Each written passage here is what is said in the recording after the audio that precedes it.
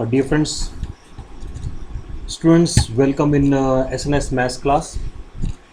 और अभी next 15 minutes के अंदर हम लोग एक्सपोनेंशियल फंक्शन को समझने जा रहे हैं। एक्सपोनेंशियल फंक्शन क्या है, उसका ग्राफ क्या है, इसको हम स्टडी करेंगे और समझने की कोशिश करेंगे कि हम एक्सपोनेंशियल फंक्शन को कैसे डिफ़ाइन करें, कैसे उसका ग्राफ ड्रॉ करें, उसकी कुछ प्रॉपर्टीज़ अगर हैं तो क्या हैं, और साथ ही साथ हम आगे उसको कैसे यूज़ कर पाएंगे अपने बाकी टॉपिक्स के लिए। ये क्लास 11 का टॉपिक है।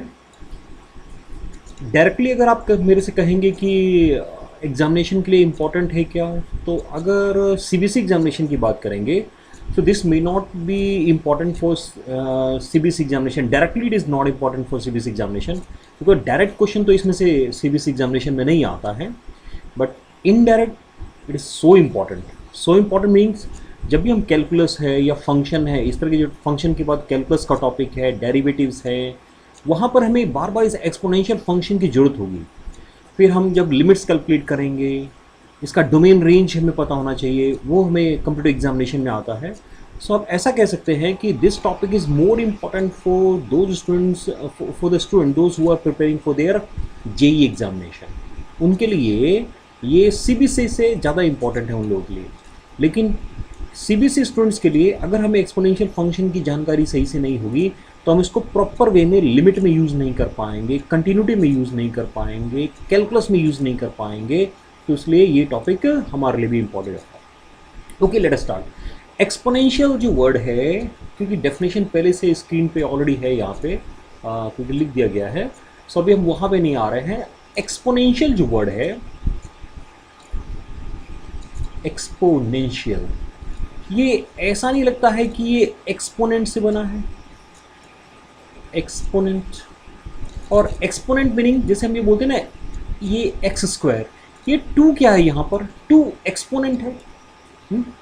सो इट मीन ये फंक्शन, ये जो फंक्शन है वो इस फॉर्म से रिलेटेड कोई फंक्शन है। इस फंक्शन में जो हम स्टडी करने वाले हैं, समथिंग रिलेटेड लाइक दिस है ना, something related to this exponential. Exponent कैसे डिफाइन किया गया है, अगर हम इस फंक्शन की डेफिनेशन लें, सो एक्सपोनेंशियल फंक्शन को डिफाइन करने के लिए यहाँ पर आप देख रहे हैं कि एक हमारे पास x यहाँ है और एक x ये है, एक्स स्क्वायर हो गया। दूसरा ये ऐसे हो सकता था ना, 2 टू पावर x। अब ये जब x यहाँ पर है, 2 यहाँ पर है, तो ये तो हम ऑलरेडी जानते हैं कि ये स्क्वायर है ना, x का स्क्वायर है। अब अगर यहाँ 2 को चेंज करके मैं 3 कर देता हूँ तो x का क्यूब है ना। ये 2 टू पावर x, इसको अभी तक हमने कोई नाम नहीं दिया था। So that mean this one is simply related with exponential. ये हमारे एक्सपोनेंशियल से रिलेटेड है। सो इस एक्सपोनेंशियल से रिलेटेड का मतलब ये हुआ यहाँ पर कि now the variable is in the exponent.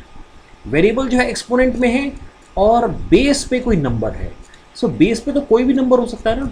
So it mean एक एक्सपोनेंशियल को हम शायद इस तरीके से रिप्रेजेंट कर सकते हैं। जब हम ये कह रहे हैं कि एक्सपोनेंशियल हमने किसको लिया, कि जिसमें एक नंबर बेस पे होगा और एक नंबर कहाँ होगा, एक्सपोनेंट में होगा, पावर में होगा।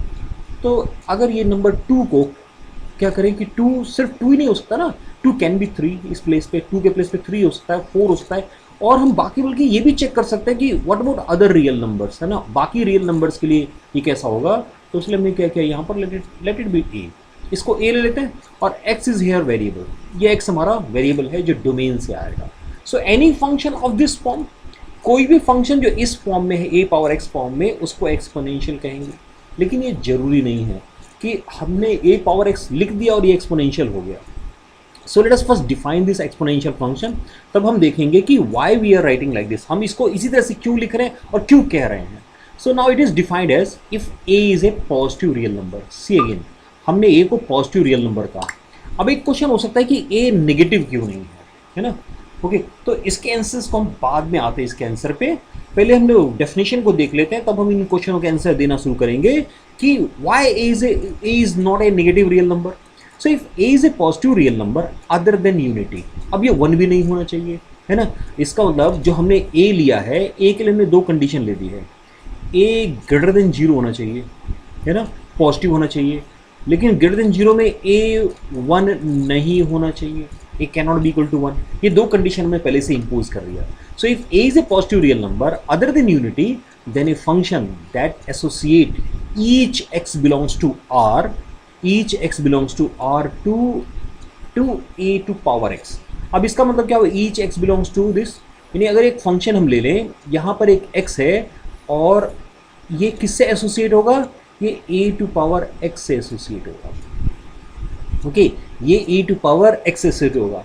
अगर मैं ऐसे बोलता हूँ कि f ये फंक्शन है from set a to b, that this is the set a और सेट b, सो उस केस में such that y may be fx भी लिखते हैं हम लोग ना, fx या y, so fx is equal to a to power x.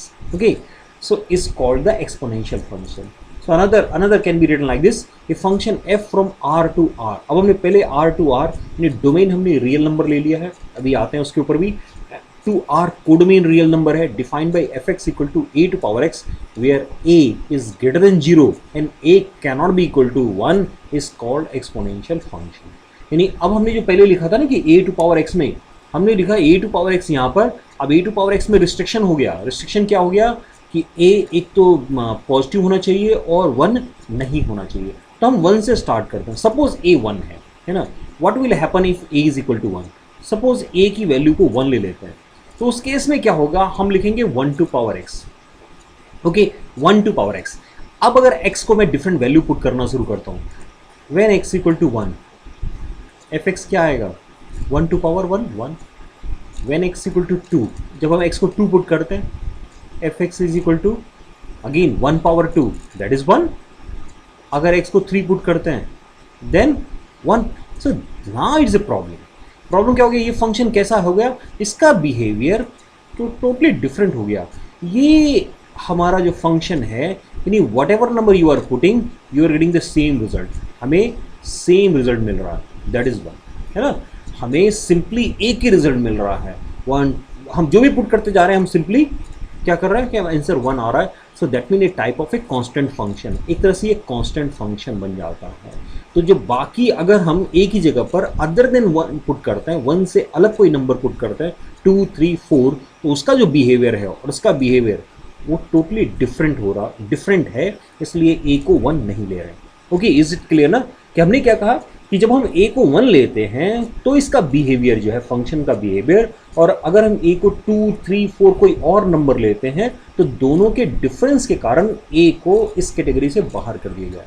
Okay, now another one, a can not B negative. अब कह रहे हैं कि a नेगेटिव नहीं होना चाहिए। सो लेट्स सी नेगेटिव में क्या होगा, है ना, अगर a नेगेटिव है। So again in the same example, अब ये -1 का पावर 2 है ना, ये कितना होगा 1, है ना, -1 पावर 2 1।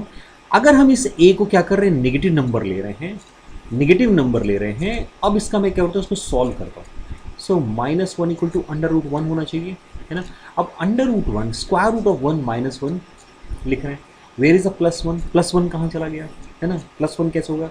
अनदर वन इज कि जो नेगेटिव नंबर्स के केसेस में जो रूट्स होंगे वो ज़्यादा हो जाएंगे, वो यूनिक नहीं रहेगा, जो एसोसिएशन है वो यूनिक नहीं होगा। सो इसलिए क्या हुआ है कि नेगेटिव नंबर्स को भी इसमें इंक्लूड नहीं किया गया है।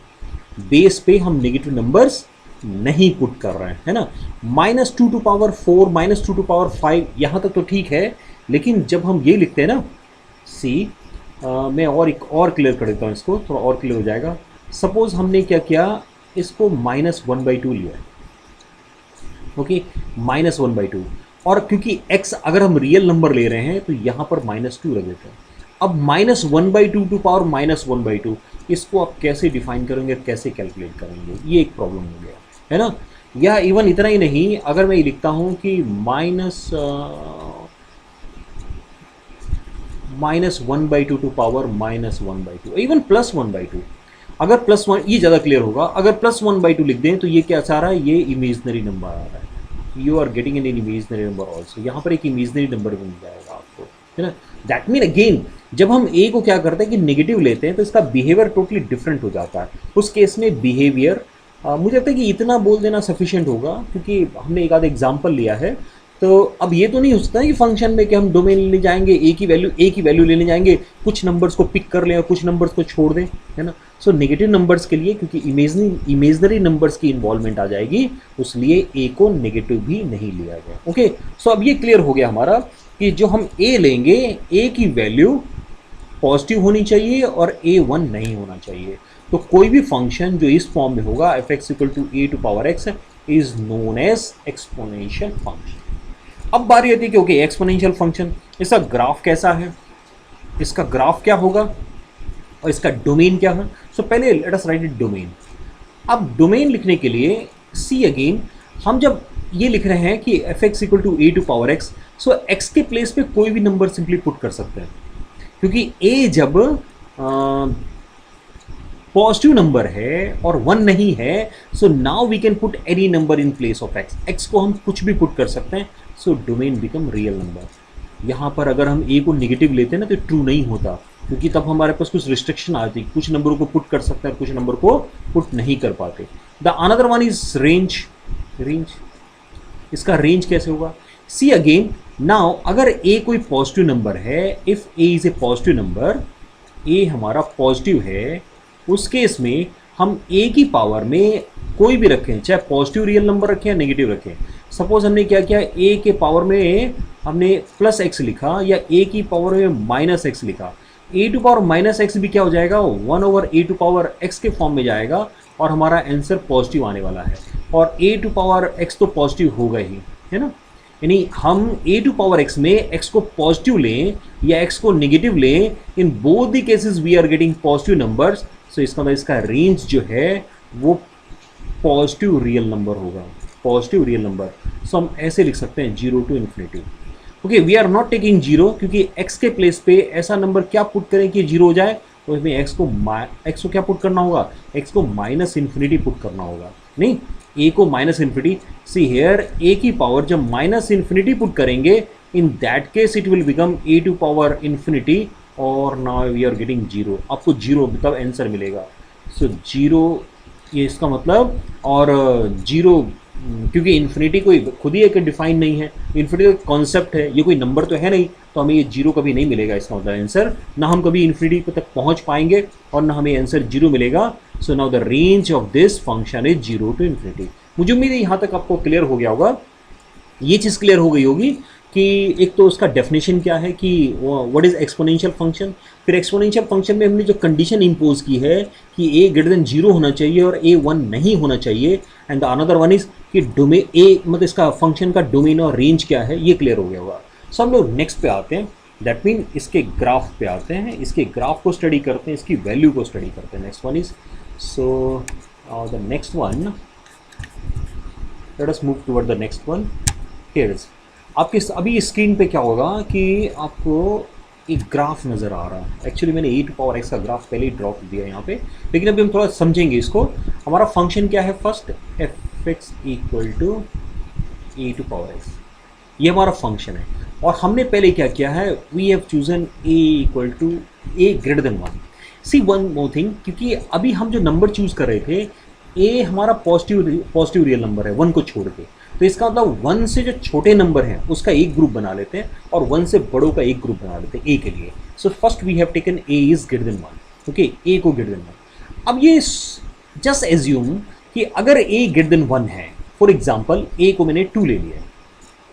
ओके, ए को मैंने 2 ले लिया। अब अगर मैं x को 1, x को 2, x को 3 पुट करना शुरू करता हूँ, तो जो रिजल्ट आता है वो रिजल्ट कैसा होता है। अब हमने क्या किया, x को 1 पुट किया, a को 2 पुट कर रहे हैं, तो 2 to power 1, 2 to power n is 2, 2 to power 2 is 4 and 2 to power 3 is 8। Similarly अगर मैं a को 3 पुट करता हूँ तब क्या होगा, again you put x equal to 1 2 3, x को 1 2 3 पुट करके देखो क्या आएगा, answer will be 3 to power 1, 3 to power 2, 3 to power 3। So 3 to power 2 is 9 and 3 to power 3 is 27। Choose like this. Suppose 4 लेते हैं, again you put x equal to 1, x equal to 2 और x equal to 3, x को different values put करो। So this time 4 to power 1, 4 to power 2 और 4 to power 3। 4 to power 1 क्या होगा, 4 हो जाएगा, 4 टू पावर 2 क्या हो जाएगा, 16 हो जाएगा, और 4 टू पावर 3 64 हो जाएगा। So what we observe that कि जैसे ही x इंक्रीज कर रहा है, क्या हो रहा है, एफ एक्स भी इंक्रीज कर रहा है। नहीं, हम जब x की वैल्यू को बड़ा करना शुरू कर रहे हैं इन ईच केस, हम a ग्रेटर देन 1 के लिए हमने a को डिफरेंट वैल्यू पुट करके देखा what is going on as x increases, x जैसे इंक्रीज करता है वैसे ही क्या हो रहा है, हम जैसे ही x को इंक्रीज करते हैं तो ये फंक्शन भी इंक्रीज कर रहा है। इसका मतलब मैं ये बोल सकता हूं कि a to power x is an increasing function, is it ना, ये एक इंक्रीजिंग फंक्शन होगा। e to power x is an increasing function, increasing function मतलब ये इंक्रीज करेगा। ओके, नाउ अगर हमने fx को कहा है a टू पावर x, सो क्या करता है कि a तो ग्रेटर देन 1 है ना, a तो ग्रेटर देन 1 है, सो नाउ अगर x 0 हो जाए तब आंसर कितना आएगा, इज इट 1। अब a कुछ भी है, अगर a 1 से ग्रेटर है और a कुछ भी है उसकी पावर 0 लिखेंगे तो by law of indices it's value become 1। Here it is, है ना, हम क्या करें, a के पावर में अगर हम 0 पुट करेंगे तो दैट इज 1, है ना। यहाँ में a के बारे में सोचने की जरूरत नहीं ना, हाँ बस a 1 से ग्रेटर होना चाहिए। सो ये हमारा क्या हो गया, 1 आ गया। लेकिन what will happen if x is greater then 0, तब तो ये ठीक है, x ग्रेटर देन 0 में तो ये नंबर हमने पुट किए हैं और क्या आ रहा है, आंसर भी हमारा ग्रेटर देन 1 आ रहा है। So this answer is greater than 1। लेकिन अगर x लेस देन 0 हो जाए, दैट मीन x अगर नेगेटिव नंबर हो तब कैसे आंसर आएगा। सो उस केस में a टू पावर x जो है वो लेस देन 1 हो जाएगा, है ना। उस केस में a टू पावर x क्या हो जाएगा, लेस देन 1 हो जाएगा। चेक करके देखो, है ना, चेक करके देखो। जैसे हमने 2 लिया, अब 2 की पावर में क्या कर रहे हैं कि हम x को नेगेटिव पुट कर रहे हैं। मैंने 2 की पावर -2 पुट किया, आंसर इज 1/4। हमने 2 की पावर -3 पुट किया, आंसर इज 1/8 ना। हमने -4 पुट किया, आंसर इज 1/16। और अगर हम 2 टू पावर ऐसे ही -∞ पुट कर देते हैं, सो 1/∞ दैट इज 0। इसका मतलब ये हुआ, थोड़ा ग्राफ पे आए क्या, इसका मतलब ये हुआ कि ग्राफ में ये जो पॉइंट है हमारा, दिस इज द पॉइंट। जब हम x को 0 पुट कर रहे हैं, जब x 0 है यहाँ पर ना, जब x 0 है, हियर इट इज, जब x 0 है तो a पावर x की वैल्यू 1 हो गई, here is a power x 1, है ना, a पावर x 1 हो गया। उसके बाद हम जब x को इंक्रीज कर रहे हैं, देखिए इन ऑल दीज केसेस जब x इंक्रीज हो रहा है तो हमें 1 से ग्रेटर वैल्यू मिल रही है, यानी क्या हो रही है, ये इंक्रीज करते हुए जा रहा है, यानी ग्राफ हमारा ये इंक्रीज करते जा रहा है। ओके, और जब हम x की वैल्यू को डिक्रीज कर रहे हैं, सी हियर -2 -3, यानी हम जैसे जैसे x को हमने 1 2 3 4 जैसे क्या किया हमने कि x को नेगेटिव की साइड में ले जाना शुरू किया तो a टू पावर x क्या हुआ, डिक्रीज होने लगा। देखिए ना क्या आ रहा है, पहले 1/4 आया, उसके बाद 1/8 आया, उसके बाद 1/16 आया, और वो डिक्रीज करते करते कहाँ हो गया, जब हम x को इन -∞ पुट करेंगे तो हमारा आंसर 0 आता है। दैट मीन ये लाइन ऐसे प्रोड्यूस करें तो ये इज मूविंग टुवर्ड्स इन्फिनिटी, ये इन्फिनिटी की तरफ -∞ की तरफ मूव कर रहा है।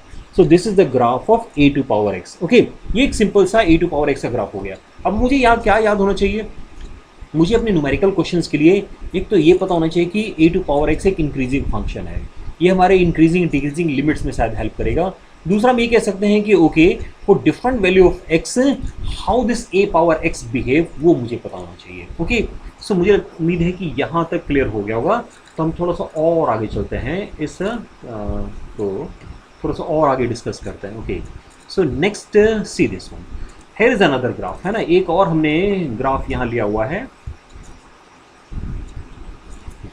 यहाँ पर हमने एक साथ क्या किया है, 2 to power x, 3 to power x and 4 to power x। So ये बहुत ही इंटरेस्टिंग ग्राफ है ना। अगर आप एक टेबल बनाइए और डिफरेंट वैल्यूज पुट करना शुरू कीजिए तो आपको क्या मिलेगा कि फॉर x ग्रेटर देन 1, जब x ग्रेटर देन 1 होगा तो उस केस में 2 टू पावर x से ग्रेटर होगा, 2 to power x 3 to power x से छोटा हो जाएगा, वो छोटा होगा 4 टू पावर x से। लेकिन जब x की वैल्यू 0 होगी, here x is greater than 0 ना, sorry x is greater than 0, तो जब x की वैल्यू 0 होगा तो उस केस में 2 to power x, 3 to power x, 4 to power x, ये सब के सब इक्वल हो जाएंगे। और जब हम x को लेस देन 0 नेगेटिव लेंगे तो उस केस में 2 टू पावर x ग्रेटर होगा 3 टू पावर x से, वो ग्रेटर होगा 4 टू पावर x। ये हम वैल्यू पुट करके देख सकते हैं सिंपली जैसे देखो क्या क्या x को ग्रेटर देन 0 लेना है ना। तो सपोज x को हमने क्या लिया 1 लिया, तो 2 टू पावर x में 2 आया, 3 टू पावर x में 3 आया और 4 टू पावर x में 4 आया। अगर हम x को 2 लेंगे तो 2 square, 3 square, 4 square, that mean हमें वैल्यू कैसी मिली है 4, 9, 16। सो इसका मतलब 2 से 3 बड़ा है, 3 से 4 बड़ा है ना, यही तो हम लिख रहे हैं। 2 टू पावर x से 3 टू पावर x बड़ा है और उससे बड़ा 4 टू पावर x है। लेकिन एक बार x को जरा नेगेटिव लीजिए तो, है ना। Now you choose x negative, so now choose x equal to -1। So जब 2 to power -1, 3 to power -1, 4 to power -1, इस केस में मैं 1/2, 1/3, 1/4, सी 1/2 इज ग्रेटर देन 1/3, ये साइन आ रहा है। अगर हम x को -2 पुट करते हैं तो क्या होता है 2 to power -2, 3 to power -2, 4 to power -2, ये समथिंग लाइक दिस ना। सो उस केस में ये क्या हो जाएगा 2 to power -1/2, 1/4, here you will get 1/9, here you will get 1/16। So again 1/4 1/9 से बड़ा है और वो 1/16 से बड़ा है। इसका मतलब ग्राफ का बिहेवियर कैसा है, जीरो पे सबके सब इक्वल हैं, लेकिन यहाँ 2 टू पावर x अगर इस साइड में है तो यहाँ 2 टू पावर x पहले इधर आएगा, है ना। 3 टू पावर x क्या होगा जीरो से राइट हैंड साइड में, दिस ना, ये साइड हमारी राइट हैंड साइड होगी मेरी ये, और ये मेरी लेफ्ट हैंड साइड है। सो राइट हैंड साइड में क्या होगा 2 टू पावर x से 3 टू पावर x बड़ा है, लेकिन जब हम लेफ्ट हैंड साइड में जाएंगे तो 2 टू पावर x से 3 टू पावर x छोटा हो जाएगा। सिमिलरली जब हम राइट हैंड साइड में होंगे तो 4 to power x 3 to power x से भी बड़ा होगा, लेकिन यहाँ पर 4 टू पावर x उससे भी छोटा होगा। ये हम ग्राफ को इस तरह से समझ सकते हैं। तो एक हम ये भी हमें कॉन्सेप्ट वाइज याद रहेगा कि 4x greater than 0 how it behaves, है ना। जब हम x को ग्रेटर देन 0 पुट करते हैं या x को लेस देन 0 पुट करते हैं, x को 0 पुट करते हैं, तो 2, 3, 4 की जो डिफरेंट पावर्स हैं वो किस तरह से बिहेव करेंगे। Okay, now next let us move toward the next one. हम एक और ग्राफ डिस्कस करेंगे अभी। सी हम क्या कर रहे हैं, इन सब चीज़ों को समझने के लिए डिफरेंट ग्राफ लेके आ रहे हैं। So now we have taken a की वैल्यू को हमने 0 से 1 के बीच में ले लिया। पहले हमने क्या किया था, we have taken a greater than, हमने a को क्या लिया था है, उस केस में हमने a को ग्रेटर देन 1 लिया था ना। तो अब जो बाकी वैल्यू है वो ले रहे हैं 0 to 1। Okay, so now fx is a to power x, लेकिन a हमारा फ्रैक्शन में है ना, a here is in fraction. So अगर a फ्रैक्शन में है so it may be like this, fractional number तो m/n के फॉर्म में होगा ना, where n is greater than m। इसका मतलब ये हमारा नंबर ऐसे हो जाएगा m to power x n to power x, where n to power x is greater than m to power x। Not in all cases, okay, not in all cases, not in all cases का मतलब क्या है यहाँ पर, मैं ये cut कर देते हैं, ये कट कर देते हैं, अभी नहीं लिखते हैं, है ना। m ग्रेटर देन n है, यहाँ तक ठीक है। अब हमने क्या किया, x को पॉजिटिव लिया है, x इज पॉजिटिव। से ये कहने की जरूरत नहीं है कि जब x 0 होगा तो उसमें तो a टू पावर 0 ही होता है, तो उसमें a टू पावर 0 1 होता है, तो ये तो हमें बोलने की जरूरत ही नहीं है x इक्वल टू 0 के लिए। अब बारी है x पॉजिटिव लेंगे तो क्या होगा, सी हमने x को पॉजिटिव लिया है यहाँ पे। जब पॉजिटिव नंबर अगर m और n में see here again, let us come to the inequality, n जो है वो m से ग्रेटर है, तो अगर हम n की पावर में कोई पॉजिटिव नंबर लेंगे तो n टू पावर x जो है m टू पावर x से बड़ा होगा, है ना। n टू पावर x जो है m टू पावर x से बड़ा होगा। दैट मीन डिनोमिनेटर क्या हो गया, now the denominator is greater than numerator. So the fraction is, जो हमारा फ्रैक्शन है fx equal to a to power x, वो क्या हो जाएगा, वो लेस देन 1 हो जाएगा। जब भी डिनोमिनेटर बड़ा होगा तो आंसर जो आएगा वो कैसा आएगा, वो 1 से छोटा होगा, है ना। सो इट मीन, इसको भी हम इस तरह से डिफाइन करते हैं कि fx equal to a to power x और इसकी वैल्यू 1 होती है, जब x 0 होता है और हमने क्या देखा कि जब x का वैल्यू ग्रेटर देन 0 है, जब x पॉजिटिव है तो इसकी वैल्यू लेस देन 1 है, ओके ना, it's value is less than 1। So जब x को आप लेस देन 0 लेंगे, जब x को नेगेटिव लेंगे तो क्या होगा, यहाँ पे ये चीज़ रिवर्स कर जाएगी। मैं वापस आता हूँ, यहाँ आते हमने क्या किया, हमने लिखा m/n² minus x. So what will happen, ये हो जाएगा n/m² x और ये हो जाएगा n² x/m², है ना। अब इस केस में क्या हो गया, है ना, इस केस में जो न्यूमरेटर है वो बड़ा हो गया, क्योंकि नाउ n इज ग्रेटर ना, n ग्रेटर है, so therefore numerator is greater, और इफ न्यूमरेटर इज ग्रेटर तो वैल्यू इज ग्रेटर देन 1, है ना। मुझे उम्मीद है ये क्लियर हुआ होगा कि a² x का बिहेवियर कैसा है ना, a² x का हमारा बिहेवियर कैसा है वो हमने समझने की कोशिश की है। अब इस बेस पे हम वो ग्राफ बना सकते हैं, यानी जब x 0 होगा तो ये 0 रहेगा, लेकिन जब हम x की वैल्यू को किधर लेके आएंगे, जब हम x की वैल्यू को क्या करेंगे, पॉजिटिव रखेंगे तो उसकी वैल्यू a से कम होगा और वो इधर प्लस इन्फिनिटी तक मूव कर जाएगा, और जैसे हम x को नेगेटिव करेंगे तो वो क्या करेगा, उसकी वैल्यू कैसे हो जाएगी, उसकी वैल्यू 1 से ग्रेटर हो जाएगी और again it goes towards the infinity, है ना, वो इन्फिनिटी की तरफ चला जाएगा। यहाँ 0 की तरफ जा रहा है ना, y 0 हो रहा है, यहाँ y की वैल्यू y ना x, जैसे x इंक्रीज कर रहे हैं तो ये क्या हो रहा है कि y 0 की तरफ मूव कर रहा है। सो इट मीन इस केस में a² x is a decreasing function, है ना, ये एक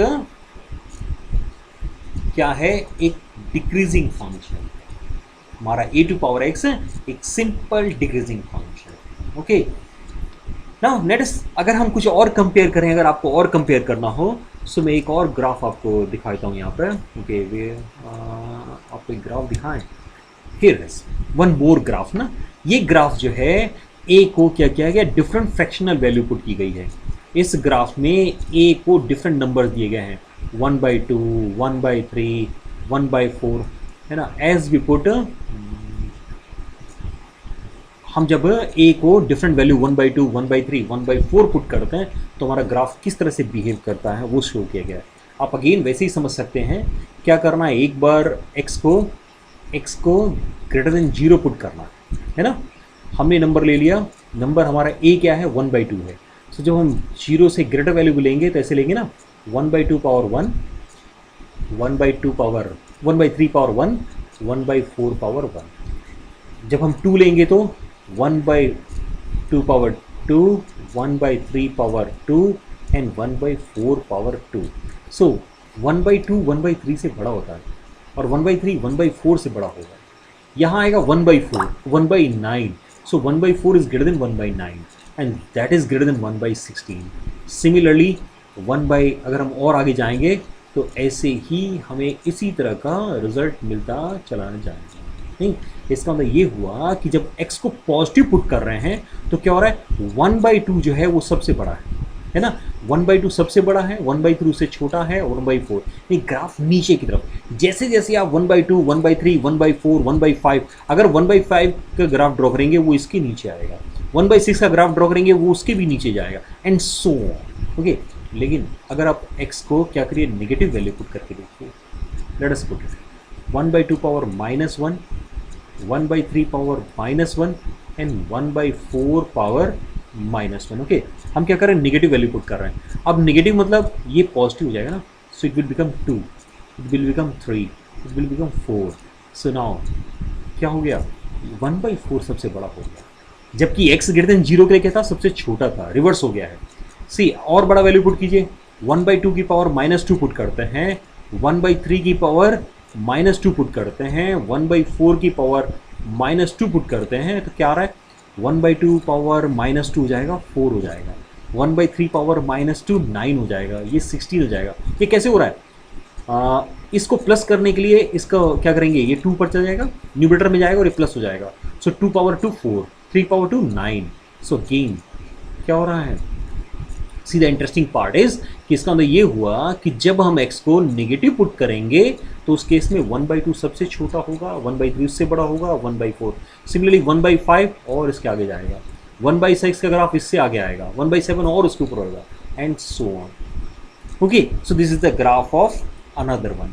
So is it ना, ये थोड़ा क्लियर हुआ होगा मुझे लगता है, उम्मीद है आपको कि यहाँ तक थोड़ा सा ग्राफ का आइडिया आपको आया होगा कि हमारे फंक्शन किस तरह से बिहेव करता है. Okay, let us see another one. Wait क्या करते हैं कि लेट अस समराइज इट ना, let us summarise this. So हमने क्या लिया ना, f x is equal to a to power x. Okay, इसमें हमने क्या कहा ना, व्हाट वी आर सेइंग कि ए cannot be equal to 1 and a is always greater than 0. That is important. दूसरा हमने क्या कहा है कि fx equal to a to power x कब लेंगे, अब हमने एक बार a को क्या लिया है, क्योंकि a एक बार ग्रेटर देन ये 1 के नॉट इक्वल है, तो एक बार a is greater than 1, a को ग्रेटर देन 1 लेते हैं, तो उस केस में क्या होगा, a to power x increasing function आएगा, है ना.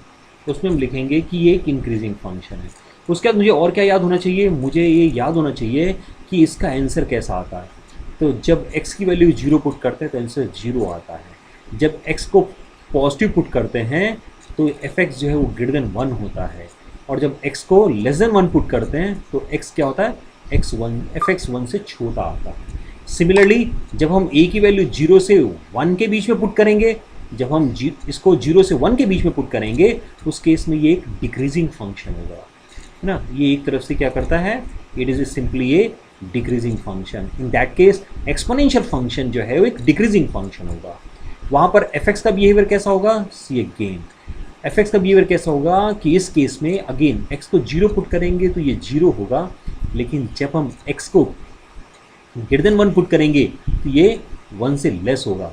लेकिन जब हम x को ग्रेटर देन 0 सॉरी, और x को जब हम लेस देन 0 पुट करेंगे तो ये 1 से बिहेवियर चेंज करके fx जो है 1 से ग्रेटर हो जाएगा. ये क्लियर होना चाहिए. ओके, अब एक और एक्सपोनेंशियल होता है, एक्सपोनेंशियल कोफिशिएंट e ना, e जिसकी वैल्यू 2 और 3 के बीच में होती है, नहीं अप्रॉक्सीमेटली 2.7 समथिंग ना. तो इसका वैल्यू 2 और 3 के बीच में. तो अगर e का वैल्यू 2/3 के बीच में है तो graph of e power x, graph of e power x कैसा होगा, a पावर x के ग्राफ जैसा होगा when a is greater than 1. और graph of e power minus x कैसा होगा, वो graph of a power x के ही होगा जब a लेस देन 1. नहीं, अगर हम e ले लेते हैं, a की क्या हमने a की जगह पर e लिया है. सो e क्या है, e जो है वो 2 और 3 के बीच का कोई नंबर है. तो अभी हमने देख लिया कि a जब ग्रेटर देन 1 होता है तो ग्राफ कैसा होता है, और a लेस देन 1 पे ग्राफ कैसा होगा. तो e टू पावर x की ग्राफ जो है वो exactly a to power x के ग्राफ जैसा ही होगा. e पावर x का ग्राफ a ग्रेटर देन 1 वाले ग्राफ जैसे होगा, और e पावर माइनस x का ग्राफ a लेस देन 1 जैसे a लेस देन 1 वाले ग्राफ की तरह होगा. अगर आप इस ग्राफ को देखना चाहें, so let me come to that graph ना. ये रहा e पावर x और e पावर माइनस x का ग्राफ अभी स्क्रीन पे आपके सामने होगा. अगेन यहाँ देखें क्या हो रहा है, e टू पावर, यहाँ मैं चेंज कर देता हूँ क्योंकि यहाँ ब्लू और रेड कलर यूज़ किया हमने, ये वैल्यू है ना. So when x equal to 0, जब x को 0 पुट करेंगे तो e टू पावर 0 क्या होगा, e टू पावर 0 1 हो जाएगा. और उसके बाद क्या होगा, देन जब हम x को क्या करते हैं कि a ग्रेटर देन 1 के लिए एक इंक्रीजिंग फंक्शन आएगा, है ना.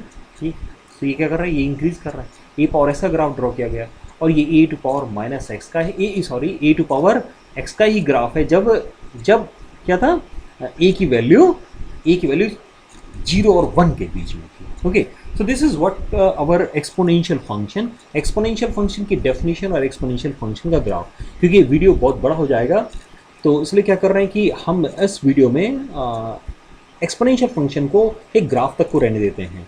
यानी व्हाट इज एक्सपोनेंशियल फंक्शन, उसका डोमेन क्या है, उसका रेंज क्या है, and how to draw the graph of exponential function, उसका ग्राफ का बिहेवियर कैसा होता है, उसका बिहेवियर कैसा होता है, हमने इस वीडियो में यहाँ तक रखा है.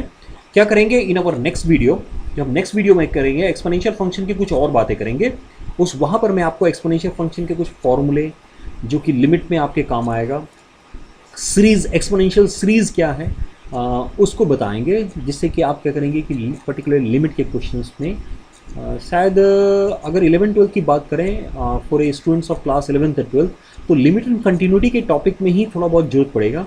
बाकी टॉपिक्स में इसकी कोई ख़ास ज़रूरत हमें नहीं पड़ती है 11th-12th लेवल पे ना। ओके, सो क्या करेंगे कि नेक्स्ट वीडियो में हम लोग इससे रिलेटेड नेक्स्ट वीडियो में क्या करेंगे, पहले हम लोग ना एक वीडियो में लॉगरिथमिक फंक्शन के ग्राफ को भी स्टडी करेंगे। लॉगरिथम क्या है और लॉगरिथम का ग्राफ। सी लॉगरिथम भी क्या है ना, जो कैलकुलेशन वाला लॉगरिथम अलग है और ग्राफ वाला अलग है ना। जो फंक्शन वाला लॉगरिथम और कैलकुलेशन वाला ग्राफ, जैसे आप जब केमिस्ट्री की क्लास में न्यूमेरिकल्स क्वेश्चन में लॉगरिथम यूज़ करते हैं तो वहाँ लॉगरिथम की वैल्यू को यूज़ करते हैं। हमारे मैथमेटिक्स में अब लॉगरिथम की वैल्यूज़ का कोई मीनिंग नहीं रहा, इसलिए लॉगरिथम को जो लॉगरिथम टेबल्स भी are not allowed in nowadays in examination. अब लॉग टेबल को एग्जामिनेशन में यूज़ भी नहीं किया करते हम लोग, यूज़ भी नहीं करते, सीबीएसई ने मना भी किया हुआ है, उसकी जरूरत ही नहीं है। तो हम लॉगरिथम को एज ए फंक्शन स्टडी करेंगे। So in our next video we study about the logarithmic function and उसके बाद क्या करेंगे, उसके नेक्स्ट वीडियो में हम लोग सीरीज पे आएंगे कि एक्सपोनेंशियल सीरीज और लॉगरिथमिक सीरीज को स्टडी करेंगे। So thank you very much for watching this video. अगर आपने मेरे चैनल को सब्सक्राइब नहीं किया है, चैनल सब्सक्राइब कीजिए। आप मेरे साथ क्लास 9 से लेकर क्लास 12 के स्टूडेंट्स जो हैं अपनी सीबीएसई एग्जामिनेशन और कॉम्पिटिटिव एग्जामिनेशन की तैयारी कर पाएंगे। तो thank you very much once again, thank you very much for watching this video.